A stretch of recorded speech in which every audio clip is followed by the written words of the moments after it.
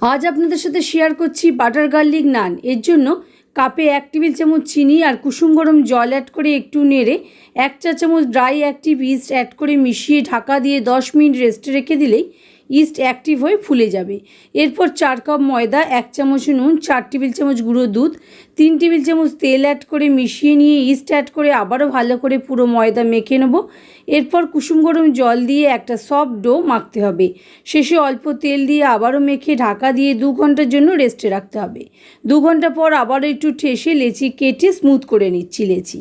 এবারে চাকাতে ছোট হাত রুটির মতো বেলে রসুন কুচি আর ধনেপাতা ছড়িয়ে আবারও বেলে গরম তাওয়াতে মিডিয়াম হিটে অ্যাড করে ঢাকা দিয়ে 1 মিনিট রান্না করার পর উল্টে অপর পিঠও 1 মিনিট সেকে বাটার লাগিয়ে নিলেই রেডি বাটার গার্লিক নান। আমি এটা পনির বাটার মশলার সঙ্গে সার্ভ করেছি। রেসিপিটা বাড়িতে একবার অবশ্যই ট্রাই করবেন, আর কেমন হয়েছে আমাকে কমেন্টে জানাতে একেবারেই ভুলবেন না।